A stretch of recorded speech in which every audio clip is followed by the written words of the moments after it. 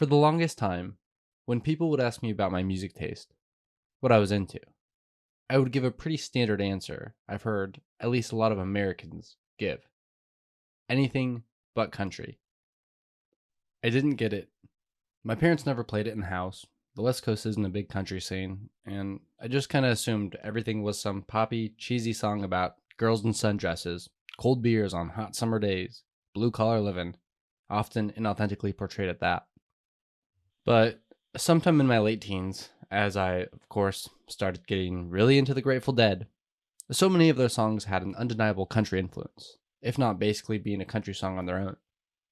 Eventually, I started going down the rabbit hole of all the side projects that came from the members of the group, and while Bob fans have souls too, like many, I was drawn to the projects of Jerry Garcia, leading me to the Jerry Garcia Acoustic Band, which is undeniably, at least, country-esque.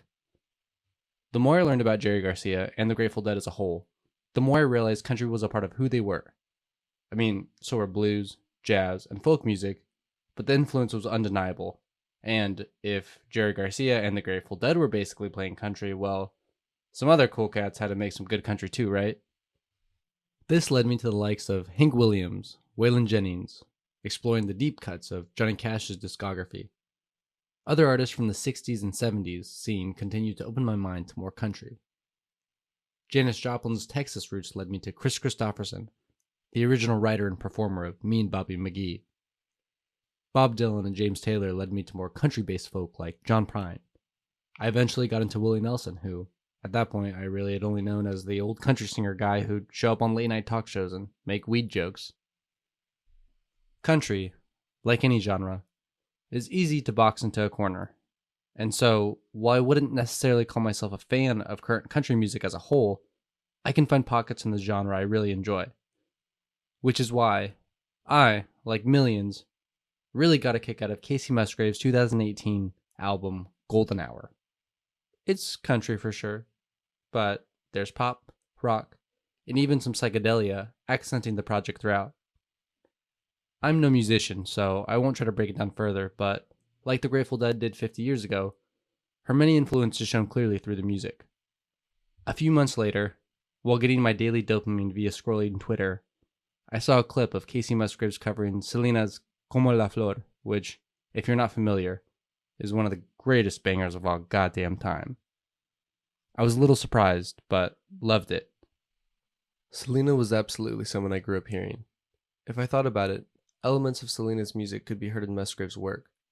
Maybe initially not an obvious connection, but, as Musgrave said in an interview earlier this year, growing up in Texas, Selena is queen, crediting Selena herself for blending classical Mexican music and American pop and creating a new sound.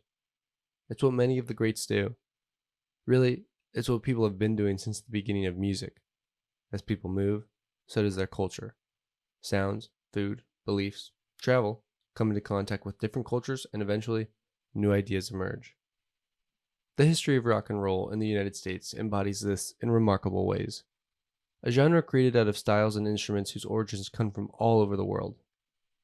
The history of rock and roll is something you can get a PhD in, so today, I'm not going to try to break down the entirety of influences that created the genre. Instead, I wanted to focus on a group of people who have contributed and continue to contribute to the sounds of popular American music. Latin Americans, Latinos, Hispanics, Latinx.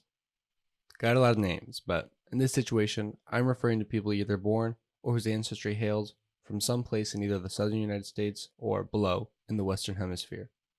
A very diverse and eclectic amount of people, I know, but for this episode, I thought it would be fun to take a break from the more newsy stuff I usually do and take some time to honor some legends, explore some history, and look at how we got to the modern explosion of Latin American musicians currently taking over the sound waves.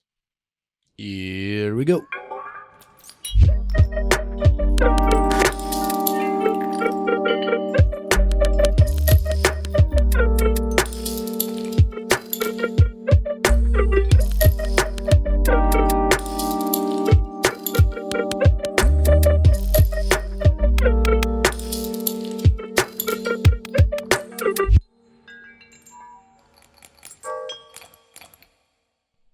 First, and apologies if it feels like I'm shoehorning this in, but I have to talk briefly about how I plan to talk about the subjects of this episode because people from Latin America do not all enjoy being grouped together or referred to the same way. Some people prefer their national identity. Some like to be called Hispanic, but then that excludes non Spanish speakers in the region, like Brazilians, and theoretically could include Spaniards. Latinos is one that is used, but like Latin America, has its problems. The origin of the term Latin America continues to be argued. Some credit Francisco Bilbao for coining it in 1856 as opposition to the US, but he actually excluded Mexico given its intertwined relationship to the United States and Brazil for continuing to operate a slave-based economy. While the origins are unclear, France, in the 1860s, used it as much as possible in attempts to associate the region with Romance-speaking nations, as they felt German and British threats to the region were imminent, especially with England claiming Las Malvinas, also known as the Falkland Islands, not too long before. So, therefore, Latino, a term that came out of the phrase Latin America, is rooted in an attempt to establish continued European control of the region. But words change meaning all the time, so I see the perspective of those who use it as a reclamation of their identity. After all, people still speak Spanish, which is rooted in vulgar Latin. Some, in attempts to allow for more inclusion, have begun using the term Latinx, rather than the gender Latino or Latina. While I do see the potential benefits of a phrase like this, I think it's important to note that over 3/4 of people living in predominantly Spanish-speaking countries haven't even heard of the term, and while some say younger people are using it more than others, only 7% of Spanish speakers between 18 and 29 do so, according to polling done by Pew Research. This has led to some calling it a form of linguistic imperialism, given its popularity and usage occurs mainly in the United States.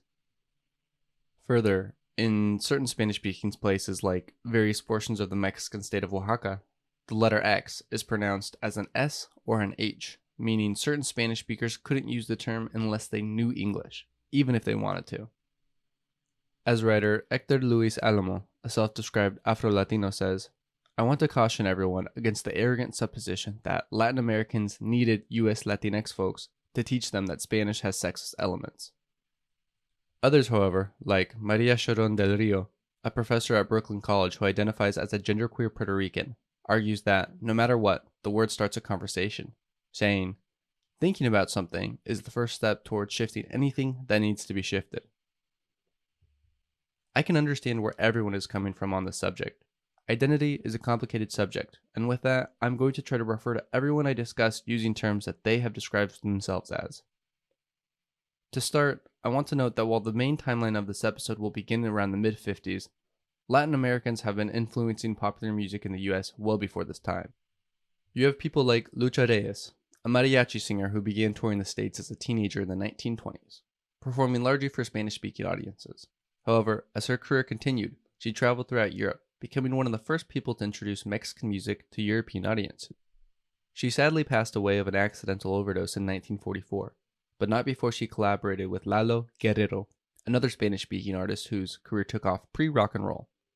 Unlike Reyes, who was born in Mexico, Guerrero was from Tucson, Arizona, one of 21 siblings, although only 9 made it to adulthood. Crediting his mother for his musical talents, as well as teaching him to embrace the spirit of being Chicano, he traveled throughout the country, performing predominantly Mexican songs, as he said audience did not respond well to someone who looked like him singing in English. He performed at clubs and played for radio shows wherever he could find work. It's at this time he worked with Reyes, recording a wonderful tune called Canción Mexicana. During World War II, Guerrero began shifting his sound from traditional Mexican music to a blend of genres. At the time, the Pachuco counterculture movement was taking place in the Mexican-American community. Instead of wanting to remain fully culturally Mexican or assimilating exactly into what Anglo-Americans felt was proper, they embraced a new look and attitude. Taking from the zoot suit fashion that was originally popular in the 1930s among black jazz artists, Mexican-Americans called it the Pachuco style, naming it after a Mexican city where loose-fitting clothing is common. This emerging culture gave Guerrero an English-speaking audience, but one that would not judge him for performing in English. At the time, mambo music was a big dance craze in the United States. With its roots in Cuba, Latin music was already influencing mainstream America, but a lot of that was going on the East Coast, where artists like Tito Puente and Tito Rodriguez were taking the world by storm. So, less influenced by mambo music, Guerrero sound began shifting into a new emerging genre, rock and roll.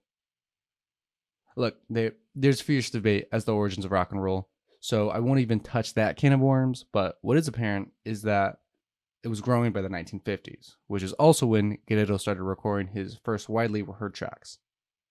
Much of his music at the time was satirical in nature, his first hit being titled Pancho Lopez, a parody of the song The Ballad of Davy Crockett, using the same melody as the original, telling the story of a Mexican folktale hero. He continued this style with songs like Tacos for Two, sung to the tune of Cocktails for Two. And while not exactly a parody, he did a rendition of the hit song Tequila, adding Spanish verses proclaiming his love for the beverage to the mostly instrumental track. Eventually, later on in his career, he parodied Willie Nelson and Waylon Jennings with his song Mexican Mamas, Don't Let Your Babies Grow Up to Be Busboys. This attitude, this silliness, is one of my favorite things about Lalo Guerrero. Although he was partially known for his parodies and other tunes, he is said to have recorded over 700 songs in his lifetime. I definitely have not made it throughout his complete discography, but from what I've listened to, he does a brilliant job of blending horns and Latin percussion with elements of rock and roll. My favorite song of his is a bilingual tune by the name Marijuana Boogie, in which he exclaims, Mary, marijuana, that's my baby, yeah. While he grew up loving songs his mother played him, classic Mexican ballads, he was a part of an important movement of Mexican Americans, among others, who basically said, we might not be entirely traditionally Mexican, but we also aren't going to do things your way. Which, at the end of the day, I think embodies one of the most beautiful things about this country. People finding their own lane and their own voice. After a long life and career, Guerrero passed away in 2005 at the age of 88. Today, he is considered one of the four founders of Chicano rock. He's created anthems still sung in Mexico to this day, while also influencing generations of Mexican Americans, as well as American culture and music as a whole. In the 90s, after dedicating a lifetime to his art, he received both a National Heritage Fellowship from the National Endowment for the Arts, as well as a National Medal of Arts from President Clinton. For many, he really is the guy, the godfather of what it means to be a Chicano artist. Because he had such an expansive career, I know I kinda leapt through time, but I want to get back to the early 50s, right at the burgeoning of rock and roll, and talk about the style's influence as a whole. As I mentioned earlier, mambo music of the 40s was influenced by Cuban music. Well, rock and roll is as well, but before Cuba, the sound's original roots can be traced back to Western Africa. Now, one of the tricky parts about doing an episode on music, but lacking the licensing abilities of places like the New York Times and NPR possess, is that I can't just play songs and rhythms for you. So I will do my best with sounds and my voice, and apologies in advance.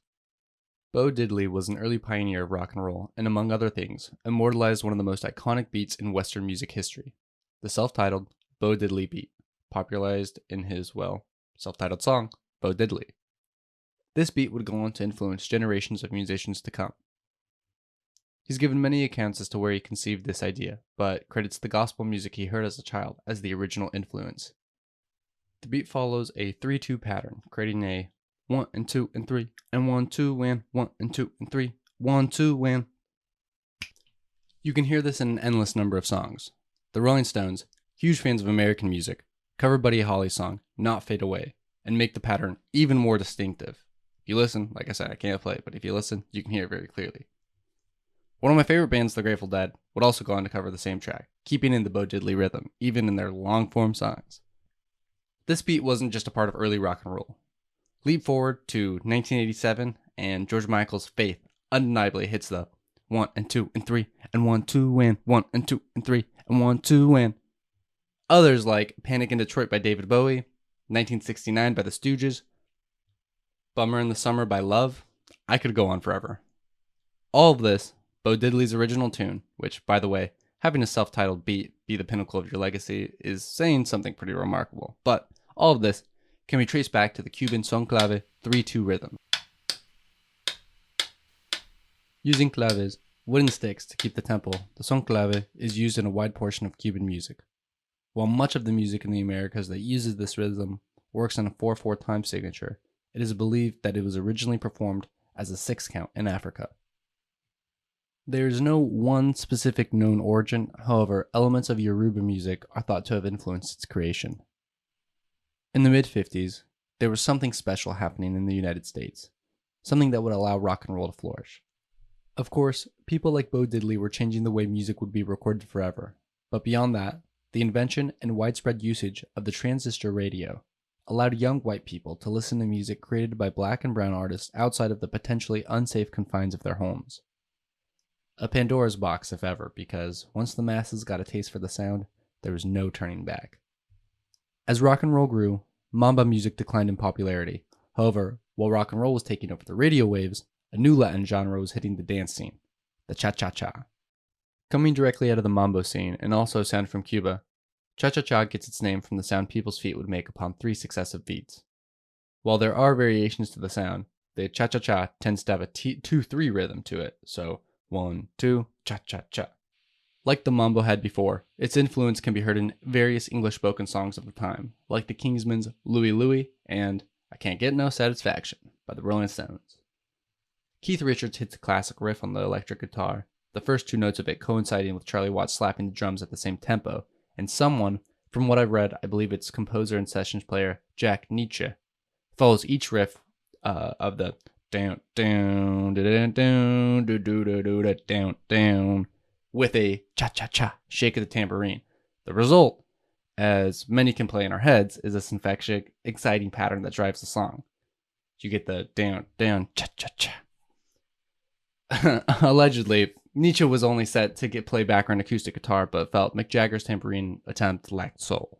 And it's a small detail perhaps, but it seemed he was right to take over, as it is now considered just about as perfect as a song could be, ranking second on none other than Rolling Stone's list of 500 best English-spoken songs of all time, while also being added to the National Recording Registry of the Library of Congress in 2006. Music from Latin America was influencing the world's most popular music, but don't get it twisted, at the time, Latinos were also making hits themselves too. The most famous English-speaking Latino musician of this time also had one of the shortest-lived careers. Richie Valens, by the age of 17, had turned a Mexican folk song by the name La Bamba into a rock smash hit. A few months later, his love song, Donna, hit number 3 on the charts.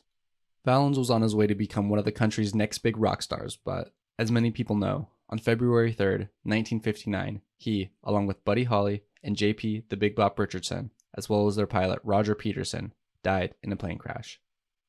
Its cause is still unknown to this day. It was a huge loss for the music community as a whole.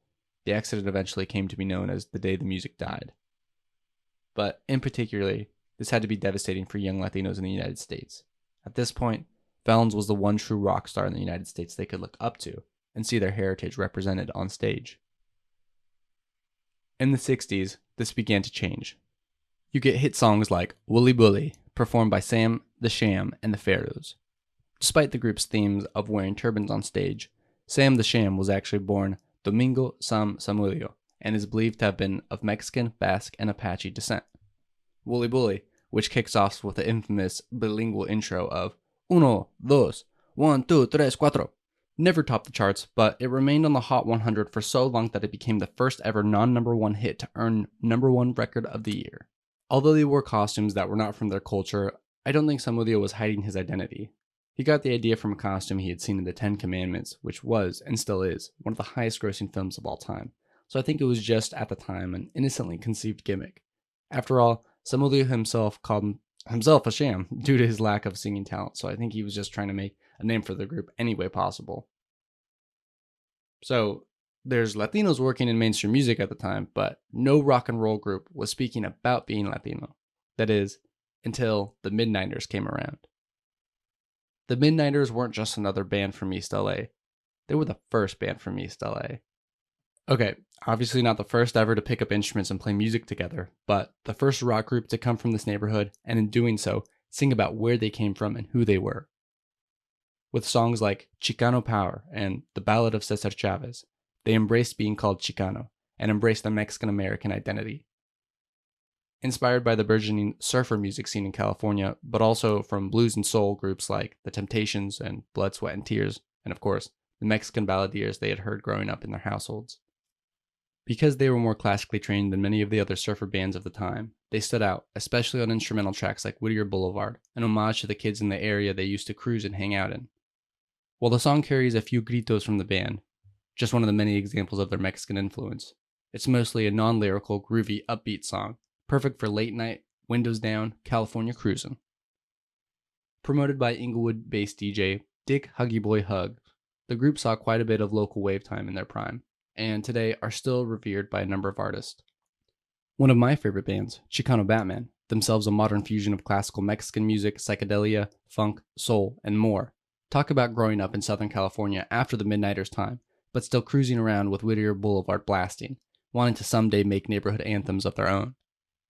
Casey Kasem, a DJ and founder of the American Top 40, also randomly the original voice of Shaggy from Scooby-Doo, once remarked that they were the best band he had ever hired.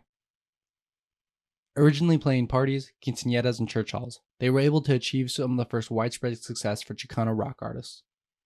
One of their biggest hits became a cover of Chris Kenner's Land of a Thousand Dances, which, funny enough, became the #1 hit of another Chicano rock band of the time, Cannibal and the Headhunters.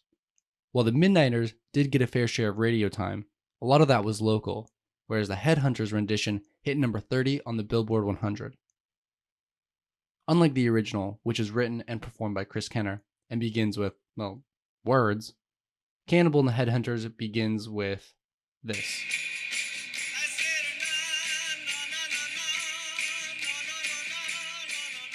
I think I can get away with that much being used without being sued. We'll see. Chances are you've probably heard that at some point in your life. Originally improvised, some say Frankie Garcia, the singer, aka Cannibal, forgot the lines and just went with that. However, according to some other sources, in actuality, it seems it was due to a faulty microphone that kept cutting in and out, and the na-na-na-nas made it less noticeable. Whatever the case, it seemed to resonate with audiences. That one song arguably landed the band opening gigs for the Beatles' second US tour, while also opening for the Rolling Stones and the Righteous Brothers at some point in their career, all in an 18-month span. This was really the peak of their career. As Hector Gonzalez, the current owner of Rampart Records, whose late founder, Eddie Davis, discovered and recorded the group, said, "They were basically a one-hit wonder, but that record left an indelible mark in the history of rock and roll." Frankie Garcia passed away in 1996 at the age of 49, but remaining members continued to perform from time to time, including their inductee into the Chicano Rock and Roll Hall of Fame. The early 60s saw a handful of Latino bands break into the mainstream, adding their own flavor to a well-known and growing genre. However, by the end of the decade, things were getting a lot more experimental. Psychedelia, bands like the Grateful Dead and the Moody Blues, artists like Jimi Hendrix and Jim Morrison, they were pushing the boundaries of what popular music meant. I mean, the radio DJs probably weren't going to play the Doors' 12-minute epic, The End, or the Dead saga of a song, Dark Star, which runs over 20 minutes on multiple recordings. But by this point, vinyl sales were skyrocketing, as sound systems, both at home and at venues, were improving, meaning more and more tours were happening, allowing people to experience music not just on the road or in their homes, but firsthand. And eventually, for some, it was fuck the studio records. It's all about the live tapes, man. So many people were integral in influencing and progressing music at this time, but there's a few I feel are worth noting in this episode. There were a lot of things happening in music at the time. One of the most captivating for many was the beginning of punk music. The late 60s would blossom a growing scene in New York City, and eventually in the UK. But in 1962, 5 years before the Stooges formed, 3 kids in Michigan arguably formed one of the world's first ever punk rock bands. The Children of Migrant Workers. The original trio was Larry Borjas on guitar, Robert Martinez on drums, and Bobby Balderrama on lead guitar. Fans of surf music and rock and roll, that may have been where the band's sound was heading. However, everything changed when they decided to let Robert's little brother, Rudy, aka Question Mark, join the group. Rudy was good at dancing, so they figured he'd have some onstage bravado. He could sing decent enough, so fuck it, right? The final piece to the group. But before long, Rudy Martinez had become the band's leading creative force. It's not entirely hard to see why. Apparently, he claimed his soul had come from Mars, although in interviews, he's very clear to state that he's aware he was physically birthed on Earth. According to him, "When I was born, I came out dancing, and the doctor slapped me and said, 'Quit doing that.'" By the time the band started performing, he was almost never photographed without his sunglasses. He was out there all right. With his influence, they added a 5th member to the group, keyboardist Frank Rodriguez, giving the group a different sound than many other bands, much like the Doors, who operated with lead keys. Although, if we're being technical, these guys did it first. The group was called the Mysterians, after a 50s Japanese sci-fi movie. It was a fun name, but with a lead singer as enigmatic as theirs, well, the group ended up being called Question Mark and the Mysterians.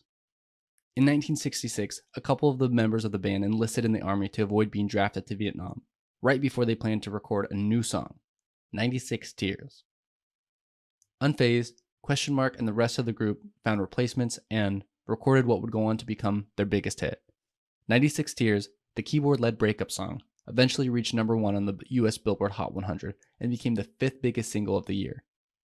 Arguably more importantly, 96 Tears is now recognized as one of the first garage band hits and is credited with helping start the punk movement as a whole.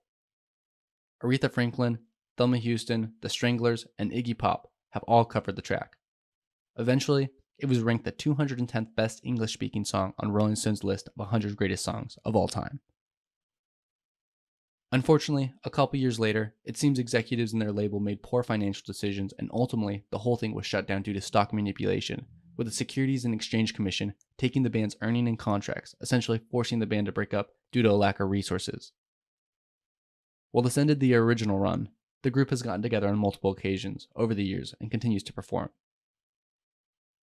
Because their group was cut short, 96 Tears remains their only major hit. Question Mark thinks the song could have even been a bigger hit, but the Monkees had a TV show coming up and the execs wanted to push their track. The fucking Monkees, man.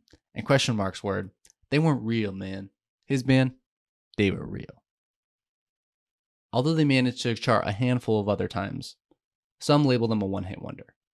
But don't tell that to Question Mark, because, as he says when referring to the Rock and Roll Hall of Fame, Iggy Pop and the Stooges are already in there, and Bob Seger, but they're not looking at who influenced those bands. Mitch Ryder should go first. He once said that if you want to know anything about rock and roll, ask Question Mark. And then us. I know that quote's a bit hard to follow and all over the place, but you get the point. An aspect of Question Mark's identity I found intriguing was his strong Mexican pride, despite not showing up in the music sound. As he says, their sound was more Mars than Tex-Mex, but that didn't stop him from embracing his identity. He preferred to be called Mexican rather than Hispanic, the common term referring to people from Spanish-speaking nations living in the US at the time. His rejection of the term may seem exclusionary, but as he puts it, people don't connect the good things we do with being Mexican, and that hurts our image as a people. While hopefully not as prevalent now, I think even throughout the 21st century, he's right. Some people, for reasons that are still hard for me to grasp, don't like using the word Mexican. I think back to the episode of The Office with Michael asking Oscar if there's a less offensive term to refer to him than Mexican. Most people aren't as obtuse as one of the cringiest characters in TV history, but back in the 60s, I can see why it was important for Question Mark to proclaim a national pride. He jokes of touring in the early to mid-60s in the South, going to venues, and seeing drinking fountains for whites and colored people, and thinking, as a Mexican, I don't know which one to drink from. I think Question Mark's view on his cultural background is an important one because I think often for non-white artists there can be a pressure to represent a certain part of your identity in your art, but at the end of the day, artists can be authentically themselves and make whatever kind of art they want to make while still being able to have an understanding and pride about where they come from. That said, one of my favorite artists from this time, and quite frankly, probably my favorite artist of all time, absolutely had his roots shine through his music. Carlos Santana. For me, Santana has always been the guy. From dancing to his music in diapers, to laying in a field in college and blasting Caravanserai in my headphones, he's impacted every stage of my life, and for many, is the mountaintop of not only Chicano artists, but musicians of any kind. As far as impact, influence, and record sales, few stand higher. Born Carlos Humberto Santana Barragan in Jalisco, Mexico, in 1947, Santana's life was infused with music from the start. The son of a mariachi musician, Santana began playing violin at the age of 5, and then guitar at 8. He and his family moved to San Francisco in 1961. Inspired to pursue music by this point, he was heavily influenced by Ritchie Valens, just about the one big Mexican-American name in rock music at the time. By 1966, he had formed the Santana Blues Band. As the decade rolled on, he began hanging with different musicians. He would get inspired by jazz, blues, rock, psychedelia, more Latin American and Mexican music he may have missed as a child. He absorbed as much as possible. It showed. By 1969, they'd recorded an album, but were disappointed with its quality and changed some personnel. While their debut record wasn't out, music promoter Bill Graham knew who they were, and with his influence, booked them to appear at a little thing called the Woodstock Music and Art Festival. By now, the band just went by Santana, and became one of the highlights and surprises of the weekend, their performance including an 11-minute rendition of Soul Sacrifice. This moment would be cemented in history and both the Woodstock film and the soundtrack album, and became a huge reason for both the project's successes. Santana would go on to release multiple hit albums with Abraxas in 1970 and Santana 3 in 1971. Drug problems and internal conflicts would see much of the band depart shortly thereafter, but Carlos Santana personally kept pushing forward. Initially reluctant to take more control of the group's sound, eventually, with the advice of his peers, he began to guide the group's sound in a more personal direction. Santana projects from the 70s are far more instrumental and jazz-based, with numerous percussion instruments involved in creating an album sound. Still performing and releasing music today, I think one of Santana's most impressive feats was his ability to continue changing and evolving. I mean, the band's 1999 album, Supernatural, went number 1 on the charts nearly 30 years since Abraxas, their first album to do so, had back in 1970. He's continued to collaborate with artists all over the world. The band's most recent studio album, titled Africa Speaks, features singer Buika, who, while Spanish, has Equatoguinean parents. Santana's wife, jazz musician Cindy Blackman Santana, put together an 8-piece group to create the project's African percussion sound. At the time when he first came around, the country was in one of its most artistically experimental phases of all time, and I think it's incredible to see that half a century later, he still embodies that same mindset. I could go on forever about the 60s and 70s, but I won't. However, there's many names I'm leaving out that I could go into detail about. People like Freddie Fender, who at the age of 10 was already on the radio, but then had stints working in the military, going to prison, and working as a mechanic, before finding greater success in his late 30s. Danny Flores, who wrote the classic sax-driven song, Tequila. I could go on. The 80s saw less of a Latin influence, at least in rock, and more mainstream American music. Musicians like Mexican rock bands Maná and Café Tacuba, Puerto Rican singer Cheyenne, were also experiencing great amounts of success, but largely to Spanish-speaking audiences, many outside of the US. There are, of course, individuals like Cuban-American musician Gloria Estefan, whose 1985 song Conga charted in numerous countries, and also sings in the hit Top Gun soundtrack song Hot Summer Nights. The 80s were a weird time. I feel like people either tend to absolutely love or hate the music and art of this decade. While there were successful Latin American artists in this time period, it's the 90s that really brought an explosion of popularity to Latin American artists in the United States and beyond. There's artists like Luis Miguel Gallego Pasteri, a Puerto Rican-born Mexican who began recording music in 1981 at the age of 11 and won his first Grammy at age 14. By the 90s, he'd become the first Latin artist to have been awarded 2 platinum-certified Spanish-speaking albums in the US, with Romance and the follow-up, Segundo Romance. In 1994, he was invited to participate in Frank Sinatra's project Duets 2, his 59th and final studio album. Ricky Martin, just a year younger than Luis Miguel, also began his career early, eventually earning a spot in the Puerto Rican boy band Menudo at the age of 12. Although this time ultimately led him to greater success, he reflects on the time with his group as a struggle. Management read an incredibly tight ship and required a lot out of the young performers. Ricky Martin was also becoming a heartthrob, which, as a closeted gay teenager, was incredibly difficult to deal with. Still, he carried on, and at the age of 17, left the group to pursue a solo career. He experienced immediate success following his debut project, however, at the time, was still predominantly touring through Latin America.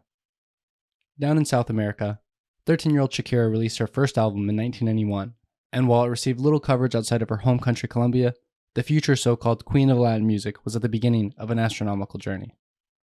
In the Bronx, someone by the name of Jennifer Lynn Lopez was at the beginning of her career. Raised in a music-positive family, she grew up singing and taking different kinds of dance classes. However, eventually, when she wanted to take the next step and pursue a career as a dancer, her mother was so upset she kicked her out, and Lopez was forced to move out and sleep in a Manhattan dance studio that she trained at. Through participating in various musicals and serving as a dancer for groups like The New Kids on the Block and with MC Hammer on MTV, her triple threat potential was starting to flourish. Many careers were taking off at this time, but none could compare to the meteoric rise of a teenage Tejano by the name Selena. Born Selena Quintanilla in Lake Jackson, Texas, the youngest member of her family, she began her career in Selena y los Dinos, a band featuring her older siblings. The daughter of a former musician, many of Selena's early performances were held in her father's restaurant, as he hoped to encourage his children to follow a career in music as well.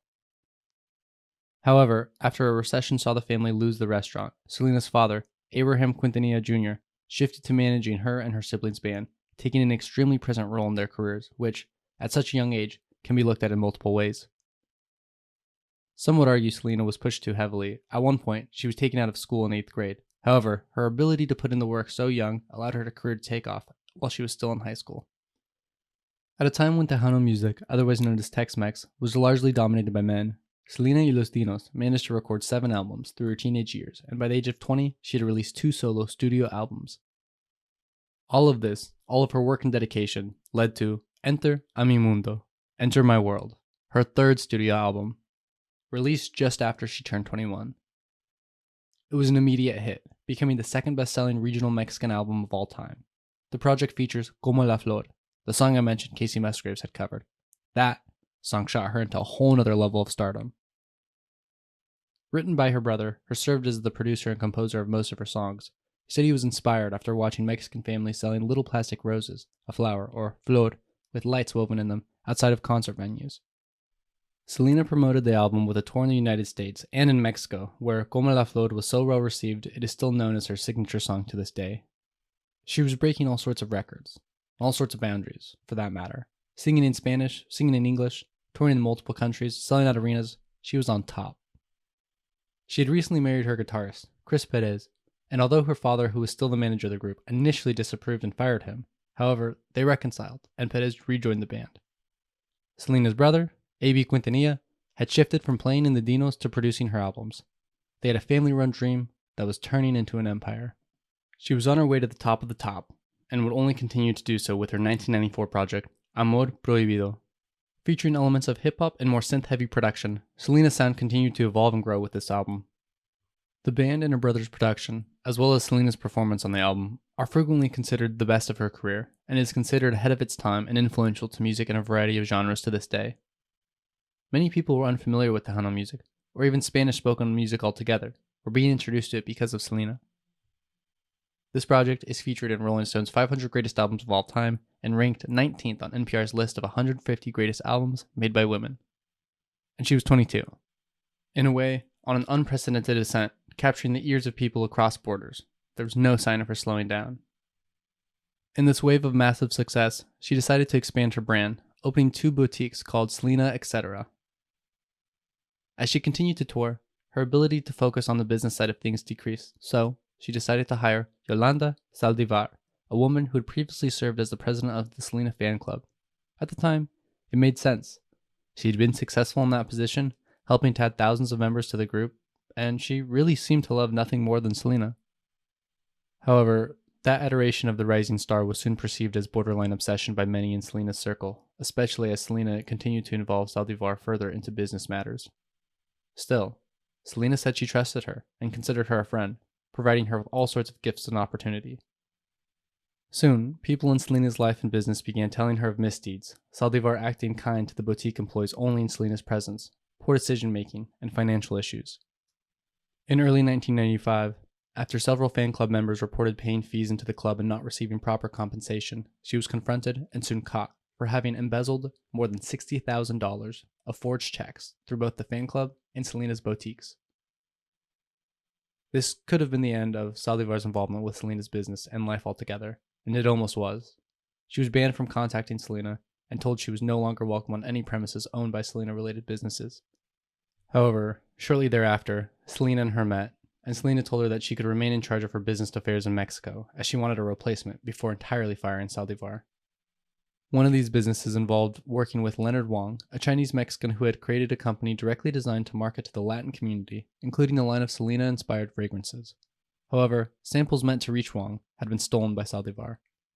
Selena, wanting to sort things out, but also knowing her family would disapprove of her seeing Saldivar in person, did not tell anyone in her immediate family that she was going to see her. Upon Selena arriving, the disgruntled employee told her that she had experienced massive injuries while in Mexico and required medical assistance. Selena took her to the hospital, but upon arriving, Saldivar communicated with doctors that her injuries were much less severe than she had made them out to be to Selena, much to Selena's anger. On the way back to the hotel, upset at the whole situation, Selena told Saldivar that they would need to stay apart for some time. However, still wanting the perfume samples, as well as a number of financial papers in Saldivar's possession, she went back to her room. Soon, other guests began complaining about loud noises and arguing from Saldivar's room, and a short while later, a loud bang was heard. Selena had been shot once, on her lower right shoulder, and while she escaped the room and attempted to seek medical attention, the bleeding proved too much, and on March 30th, 1995, at 1:05 p.m., Selena Quintanilla Perez was pronounced dead. Her death's impact cannot be understated. As far as mass attention and despair, this was on the level of the deaths of John Lennon or JFK. Among her fans and within the Latino community, yes, but also just as the public as a whole. That's how much she meant at this point. Immediately, it became the biggest story in the country. Because the following day was April Fool's and the Times technology was not what it is today, many people did not want to believe it was real after seeing initial reports. However, quickly, it was confirmed to be all too real. All major US networks stopped their shows to break the news. Radio stations throughout Texas began playing her music nonstop. This was the first time in American history that the country had focused so much on the death of a Latin artist, which, while absolutely tragic, also showed the immense way she had touched so many people. Selena broke down numerous doors. She sung Tejano songs about female empowerment and self-confidence, while also being able to tell stories in her songs from the perspective of women who were dealing with frustrating relationships, infidelity, social inequality, teenage romance, and so much more. She and her brother blended genres and revolutionized the way people understand Latin American musicians in the United States. Beyoncé, Cardi B, Demi Lovato, Drake, Karol G, Daddy Yankee, Lady Gaga, Bruno Mars, Solange, and Selena Gomez, who was named after her, have all cited her as an influence in their work, among others. She's as big of a deal as any artist has ever been. She's one of the GOATs in my book, and if you're not familiar, I encourage you to do a deep dive into her music. While Selena is no longer with us, her influence would go nowhere. Many of her projects stayed on the Billboard charts well over a year after she passed. Because her music was so iconic, I think it helped the wave of Latin music that had been growing at the time of her passing continue gaining traction. Even though she was gone, she was uplifting musicians. None more directly, perhaps, than a young singer, dancer, and actor who, upon hearing Selena's family was planning on turning her story into a film, decided to audition for the lead role. Casting for the Selena biopic began just a year after her passing, with the family agreeing to make a film about her just weeks after she passed. I know this may seem insensitive, but apparently, dozens of unapproved projects, documentaries, shows, books, etc., were in the works, and the family felt it was important to help produce an authentic and timely project they thought Selena herself would be proud of. Her father has spoken of the extreme emotional difficulty they went through in producing the project so soon after she was gone, but again, they felt they had no other choice. Over 21,000 people auditioned for the lead role, and while Salma Hayek was offered the role, she turned it down due to Selena's death being so recent. And the casting crew ultimately landed on Jennifer Lopez, who had sung, danced, and acted out a scene during her audition, impressing both the crew and Selena's father. The casting of Jennifer Lopez actually speaks to the complex way people of Latin American ancestry identify, as many Mexican Americans disapproved of a New Yorker with Puerto Rican parents portraying Selena. The director, Gregory Nava, who is from San Diego but of Mexican ancestry, called the backlash hurtful, believing that the protesters should celebrate the all-Latino cast rather than focus on nationality. This fact is an example of why even today it's tricky to talk about people from Latin America as a whole, as some reject that as some kind of bonding identity, where others feel it is essential to acknowledge similarities among each other. However you feel, Jennifer Lopez was cast and became the highest paid Latina actor of all time up to that point, earning $1 million in salary, and, well, since, has gone on to become one of the most influential celebrities of all time, selling over 70 million records worldwide and featuring in movies that cumulatively have grossed billions of dollars. I'd be lying if I hadn't heard some not-so-polite jokes about where J-Lo would be had Selena not passed, but you know what? Whether you're a fan or not, her dedication is inarguable, and I think there's a good chance she'd be on stage, rocking out with Selena herself, at some point or another. With Selena's career, the Pandora's box of Latin music in the United States had been opened, and there was no turning back. The genre had had waves of success in the past, but now was here to stay in the zeitgeist for good. A huge part of this had to do with the fact that in the United States, there was simply a growing amount of Spanish speakers in the country, coming from a number of places. According to Pew Research, the amount of Spanish speakers in the U.S. grew by 6.3 million from 1980 to 1990, and again by 11.2 million between 1990 and 2000. By the turn of the century, 1 in 10 people living in the U.S. were native Spanish speakers. The market for music and beyond, movies, news, TV shows, in Spanish, had grown to an unignorable point. By the early 2000s, artists like Ricky Martin and Shakira were becoming household names. People across the country were living la vida loca with the most honest of hips, and though it had come out in the 90s, you bet your ass the Macarena was still bumping literally worldwide. Over the next couple decades, as the country grew as a whole, there's obviously more Spanish speakers, but overall rates of Spanish-speaking immigrants coming into the US has actually tapered off a bit in recent times, so I think that that's far from a full explanation for what drives waves of popular music. And that brings me into present times because, unless you're hipster as hell or don't listen to music at all, it's hard to ignore that Latino musicians are regularly topping the charts these days. Many have referred to the nucleus of this era as the Despacito effect. In the summer of 2017, the song by Luis Fonsi, featuring Daddy Yankee, was everywhere. I was in college, but not quite 21 at the time, and on my walks home from work past the bars, chances are you'd hear one of them bumping it. The song had been released earlier in the year to some success, but then, while on a South American tour, none other than Justin Bieber heard it playing at a Colombian nightclub and immediately asked to do a remix. Singing in Spanish for the first time in his career, Bieber helped blast the song out of fucking orbit. I'm gonna be honest, I knew the song had broken records, but I didn't grasp the level it had reached until working on this episode. The original version of Despacito was the first video on YouTube to reach the 3, 4, 5, 6, and 7 billion mark, and currently sits at 7.4 billion views, although it is now ranked second in all-time views, having been surpassed by none other than the Baby Shark song. Still, between the original and the remix, it is over 3 billion streams on Spotify and peaked at number 1 in almost 50 different countries, including Russia, Denmark, Israel, and Slovenia, all places where Latin American immigrants, as well as overall Latin influence, seem to be fairly minimal. It didn't matter. The song took over in ways that no song had ever before. I think streaming absolutely helped. Apple Music had just launched in 2015, and Spotify was experiencing a surge in users. People weren't having to rely on radio or even buying and downloading songs from a number of websites. Now, music from any part of the world was being condensed into a singular, accessible platform. But even beyond this, and again, I'm not an expert in music theory, but a lot of music journalists have touched on the fact that, in a way, the song is one of the most international sounding hits in recent times. The song starts with a lovely, string-played riff. It sounded like an acoustic guitar to me, but apparently it's actually an instrument called the Puerto Rican cuatro, known as the national instrument of the island. It originally had 4 strings, given its name, cuatro, but currently, the cuatros actually have 10 strings. While very little is known about its origin, just a few bars in, it's joined by an acoustic guitar. And, alright, guitar origins are a little tricky too, but some trace the ancient instrument back to over 3,000 years to ancient Babylonia, which would mean present-day Iraq and Syria. Whether that's spot on or not, the sound eventually made its way to Spain, which is the place it came from prior to getting to the Americas, in most cases. As the vocals get going, which the first handful of words aren't really words, just sung sounds, which, again, I'm not an expert, but is probably more likely to draw an audience who doesn't speak the language. But as that's happening, you get a simple, tropical-sounding rhythm. I think besides the guitar and cuatro, everything was produced digitally, but it sounds like a keyboard to me, and at the same time, in the background, a soft but bass-heavy hip-hop drum machine starts to come in. Fonzi's singing. It's auto-tuned a bit, but that doesn't take away from the fact that he's undeniably nailing the sexy vocal vibe. It's enticing. By the time the main beat drops, the song's got you hooked. Add in Daddy Yankee's rap verse in the middle, which, even if you can't understand it, is performed in an incredibly catchy cadence. It combines so many already popular genres and mixes it into a seductive sound that just feels like a good time. Even if you're not a fan of the song, it just evokes a stress-free fantasy. I mean, it's called Despacito. Take it slow. The Latin love got spread in 2017. While Despacito topped all songs of the year, 6 of the top 10 2017 music videos on YouTube featured Latin artists. At one point, Colombian artist J Balvin's single, Mi Gente, went number 1 on the charts, soon getting a remix with none other than Queen Bee herself.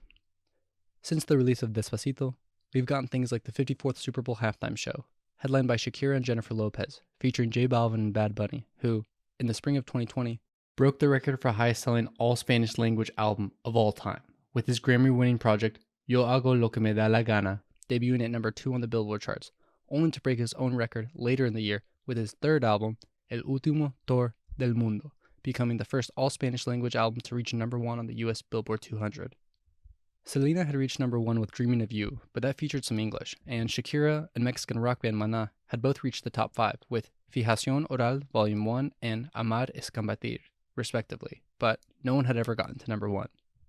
So, in less than 4 years, the world gets the first ever Spanish spoken song to reach number 1, and the first album to do so a short while after, and by different artists, which I think is important to point out because this is not a couple of outliers reaching the top. It's a whole wave of Latin American artists providing a large portion of the most popular music in the United States and beyond. One of the almost constant factors in many of the artists I've mentioned is their ability to incorporate various sounds into their music. Currently, many of the most popular Latin artists are incorporating large amounts of Caribbean and island sounds, which is arguably one of the most musically diverse parts of the world. As Bobby Sanabria puts it, the center of America is not Butte, Montana, but Havana, Cuba, San Juan, Puerto Rico, Port-au-Prince, Haiti, Santo Domingo in the Dominican Republic, and of course, New Orleans, where it all came together. It, of course, being jazz and then modern rock that took over the mid-20th century, but that whole region has influences from Africa, Europe, various parts of the Americas, Asia. The more you dig, the more interconnected sounds from this area seem. What's popular and what people pay attention to seems to change every day, so who knows how long this current musical era will last, but that's the beauty and the nature of the beast. Enjoy the musicians changing the game while they're here, listen and appreciate their music even when they're gone, and accept the unstoppable force of change music has always been subject to. Fickle Future is written, edited, and produced by me, Ruben Estrada. Music by Hobby Beats. You can find all of his work on linktree/hobbybeats. The URL is located in the episode's description. Cover art by Alora Batson. As always, thank you for listening.